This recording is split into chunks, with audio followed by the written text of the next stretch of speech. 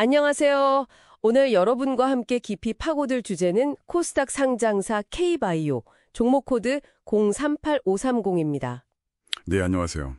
저희가 받은 심층 분석 보고서를 보니까 이 기업의 진짜 모습과 또 최근 주가 변동성 뒤에 숨겨진 이야기가 좀 있는 것 같더라고요. 이걸 좀 명확하게 파헤쳐 보려고 합니다. 네, 이게 특히 K바이오라는 이름 때문에 시장에서 좀 혼란이 많은 것 같아요. 맞아요. 그래서 이번 분석은 그 주식 K바이오 컴퍼니, 그러니까 038530, 이 특정 기업에 딱 집중해서 그 본질을 좀 정확히 이해하는 게 중요할 것 같습니다. 그렇죠. 뭐 단순 요약을 넘어서 진짜가 뭐고 또 시장의 오해는 뭔지 이걸 좀 가려내는 게 필요하겠죠? 맞습니다. 그래서 이번 딥다이브의 목표는요. K바이오 038530의 실제 사업 내용, 그리고 재무 상태를 좀 꼼꼼히 보고요. 네네. 아니, 왜 펀더멘탈하고 주가 움직임이 이렇게 따로 노는 것처럼 보이나, 그 핵심 동력은 뭐고, 또 우리 청취자분들이 유의하셔야 할 위험 요인은 뭔지, 이걸 명확하게 정리해드리려고 합니다. 좋습니다. 자, 그럼 본격적으로 시작해볼까요? 네. 우선 가장 중요한 질문부터 해야 할 것 같아요. K바이오 038530, 대체 어떤 회사인가요? 이게 바이오 이름 때문에 그냥 신약 개발 회사인가 보다 이렇게 생각하기 쉽잖아요. 맞아요. 그게 가장 큰 오해인데요. 핵심은 이 회사가 신약 연구개발, 그러니까 R&D 기업이 아니라는 점입니다. 아, 아니에요? 네, 주력 사업은 크게 보면 두 가지예요. 하나는 기존에 하던 영상보안 장비 사업, 뭐 DVR이나 NVR 같은 거 만드는 거고요. 아, 그 CCTV 같은 거 녹화하는 장비요? 네, 맞습니다. 그거고 다른 하나는 최근에 추가된 건데 바이오 유통 사업입니다. 유통이요? 네, 유통이요. 그러니까 뭐 서머피셔 같은 글로벌 브랜드의 실험 장비나 시약 같은 걸 국내 연구소에 납품하는 거죠. 아하. 2023년에 원래 이름이 골드퍼시픽이었는데 K바이오로 사명을 바꾼 것도 아마 이 유통사업 강화하고 또 소위 말하는 바이오 테마에 좀 올라타려는 그런 전략으로 보여요. 그렇군요. 그러니까 신약 개발 기대감하고는 전혀 관계가 없고 영상 보안이랑 바이오 유통의 핵심인 거네요. 아, 그럼 이름 때문에 오해가 진짜 끌 수 있겠어요. 그렇죠. 사업 내용이 이렇다면 뭐랄까 이름값만큼 실제 성과가 나오는지 재무 상태를 좀 봐야 할 것 같은데요. 특히 부채가 많다는 얘기도 있던데 어떤가요? 네, 그게 좀 솔직히 말씀드리면 재무 상태는 매우 취약합니다. 아, 그래요? 네. 2024년 4분기 기준으로 보면요. 매출이 한 73억 정도인데 순손실이 102억 원이에요. 매출보다 손실이 훨씬 크죠? 네. 매출보다 손실이 더 크다고요? 네. 그리고 2025년 전망도 뭐 적자거나 아니면 겨우 손익분기점 맞추는 수준이고요. 특히 부채 비율이 248%나 되는데 248%요? 네. 이게 쉽게 말하면 자기 자본보다 빌린 돈이 거의 2.5배에 많다는 뜻이라서 재무 안정성이 상당히 좀 우려되는 상황입니다. 와, 심각하네요. 물론 2026년에는 바이오 유통이나 뭐 IoT 솔루션, 그 지능형 화재 감시 시스템 같은 걸로 매출이 한 385억 정도로 늘 수는 있겠는데 워낙 금융 비용이 높아서 영업이익은 잘해야 10억 흑자 정도고 순이익은 여전히 한 5억 정도 적자일 가능성이 높아요. 재무가 이렇게 불안정한데 주가를 왜 최근에 VI, 그 변동성 완화 장치 있잖아요. 그게 발동될 정도로 막 급등락을 하는 걸까요? 이건 진짜 펀더멘탈하고는 완전 딴판인데요. 바로 그게 핵심입니다. 주가가 기업의 실제 가치보다는 뭐랄까 테마에 따라서 움직이고 있다는 거죠. 테마요? 네. 몇 가지 요인이 좀 복합적으로 작용하는데요.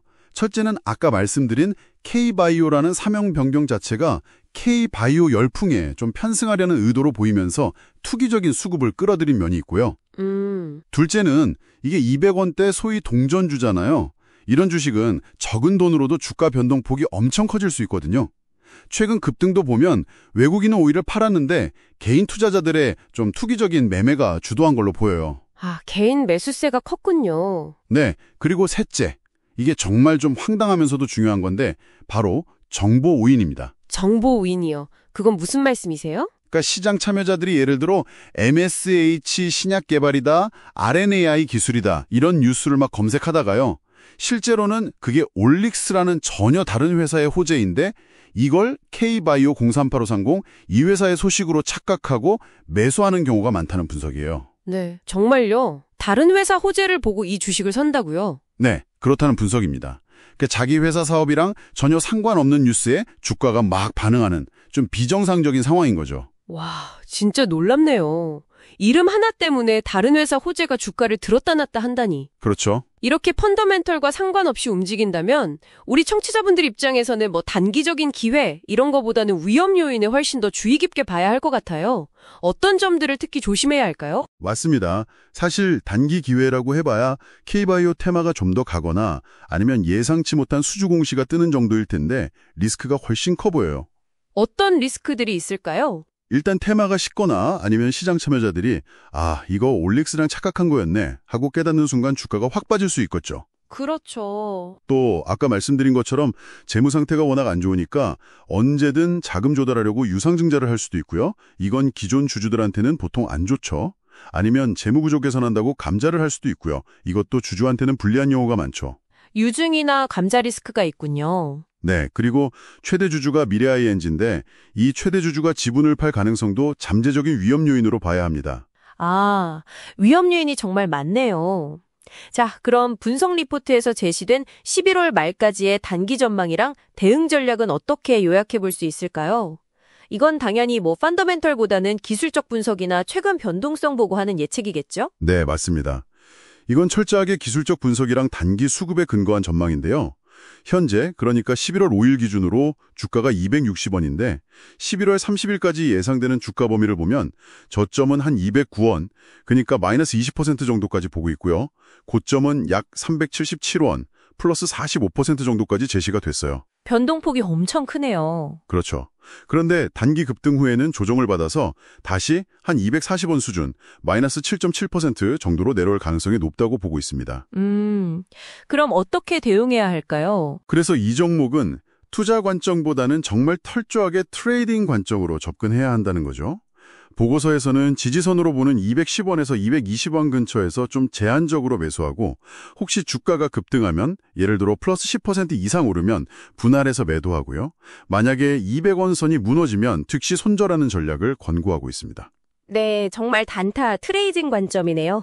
오늘 K바이오 038530에 대한 심층 분석을 통해서 이름 뒤에 가려진 실제 사업 내용들, 그러니까 영상 보안이랑 바이오 유통 사업이라는 거, 그리고 취약한 재무 상태, 네. 또 주가를 움직이는 진짜 동력이 테마, 특히 정호우인이라는 아주 흥미로운 현상까지 명확하게 살펴봤습니다. 네, 정리를 좀 해보자면 K바이오 038530은 현재 기업의 본질적인 가치보다는 시장의 어떤 기대감, 그리고 오해, 또 투기적인 수급 이런 거에 따라서 주가가 크게 좌우되는 그야말로 초고위험 종목으로 분류해야 합니다. 초고위험 종기구군요. 네.